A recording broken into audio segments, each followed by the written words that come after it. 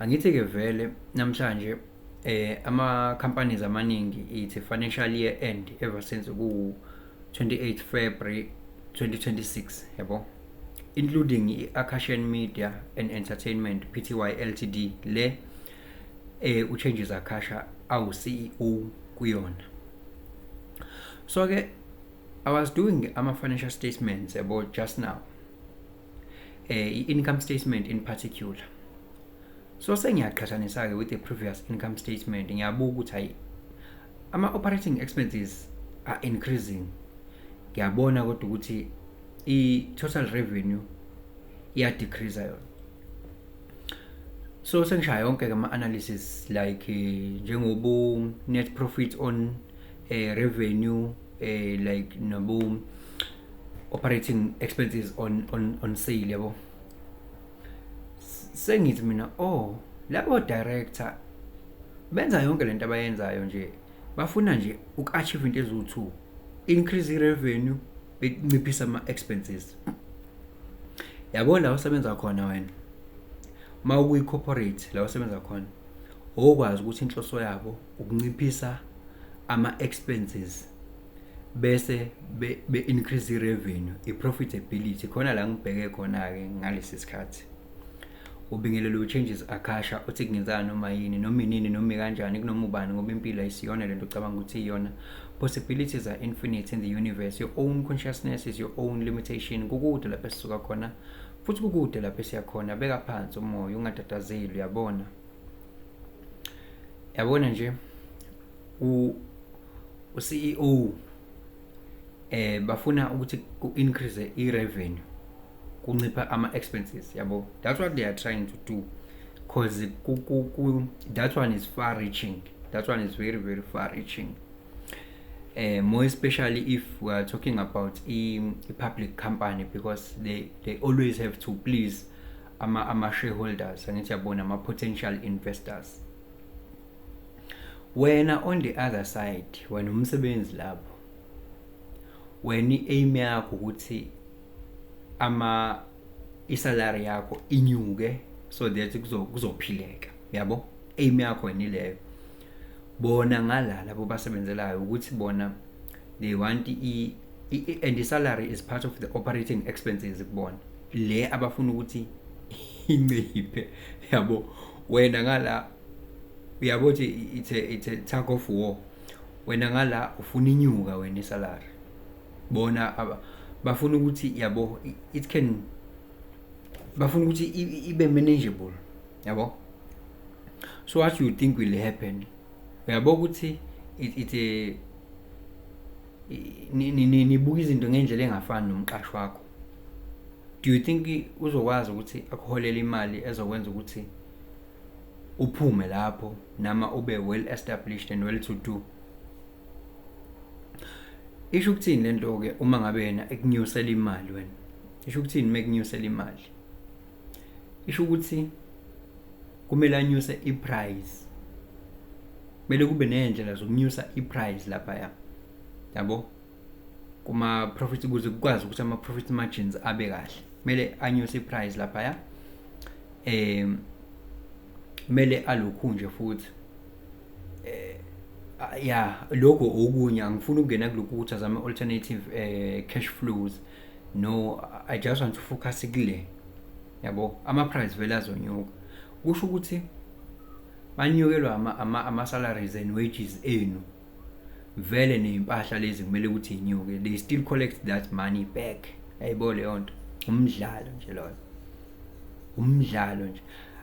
Yabona kufanele ukuthi uyishayele analysis yakho nawe, ubuke ukuthi umholo wakho in 3 to 5 years usanyuke ngepercentage elingakanani, bese ubuka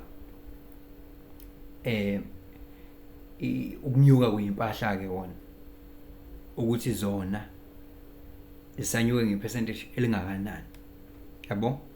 Utrack nje lezo zinto lezo. Futhi I was observing it because onkabi laba bebeholile phela, bayibambile izolo ngomhla 27 bayibambile. Sengiyabuka ukuthi naba balapha ya aphithizele phithiphithi ubone ukuthi okay la thola ukuthi la asebenza khona usebenza enkampanini owner lenkampani aseyogrossa kuyona manje inkampani asebenza kuyo mhlawumbe i-majority shareholder kule nkampani aseyogrossa kuyona aseyospenda kuyona la ahole khona uhole enkampanini eyi-majority shareholder kule nkampani aseyogrossa kuyona still that money is still coming back to le nkampani asuka kuyona in one way or other. Wayibona leyo nto leyo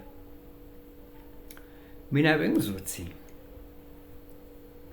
hlakanipha bengizothi mina hlakanipha awushintshe indlela yokucabanga bengizosho njalo nje kulo mkhakha lo mina ngubona uinteresting lo mkhakha lo aka finance ngubona uinteresting ufuna nje ukuthi ucabanga kwakho ungabi limited yabo because another thing that is there yabo mangabe ukuthi you are an employee wena uqala ukuthi utax imali yakho ingafiki ngisho kuwena lokho kusayeleke bese uyaspenda ke kukona yabo bese uyaspenda kukona kodwa inkampani yakho lo osebenza kuyona iqala yona ngokuthi ispende qala from revenue yayo nje qala ngokuthi ispende igcine yonke into to the point ukuthi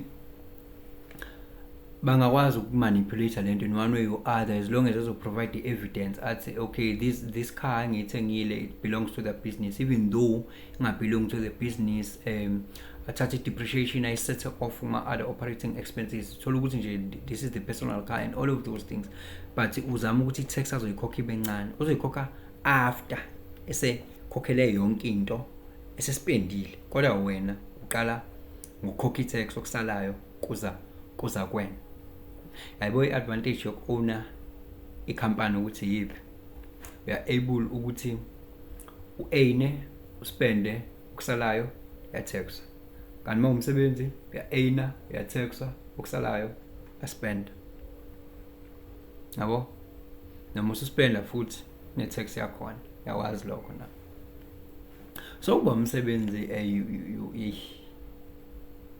you suffer a great deal ungazange uze ubheke ungazange uze ube streetwise so I'm just sharing nje because I'm very fascinated by umkhakha wa finance yabo the financial accounting financial management yabo yeah bookkeeping all of those things investment portfolio management you see yeah it's very very interesting but you need to start vele ekutheni ube i-employee vele ungaqala lapho but abanye kabaqali lapho bawazi ukuthink outside the box bengaqali lapho yabo njengoba nje umuntu owner i-company CEO kunama service providers esebenzisana nawo noma service providers ama freelancers yabo uyisebenza yena lo muntu we need them so nawe ungazama ukuthi uyiposition la kulomhlaba ukuthi yipi what can you do what you love to do and what can you provide yabo because ama companies adila ngabo vele abantu abangama service providers. Some of them they are providing cyber security, some of them web design, host lento, what you call this, domain, you see, all of those things. Are you into that you can? Because when we are in business, don't say when we are not all of us who meant to be business people. We are in business when we are selling when we interview when you are selling your skill when you sold your skill and then you get paid which they own you are not freelancing yabo you have sold your time you are fixated lapho fixated into yakho ngoba ngisho ne pay yakho fixated but awazi freelancer but you are in business it's just that you are not aware that you are in business that is why uzoba on the losing side of it.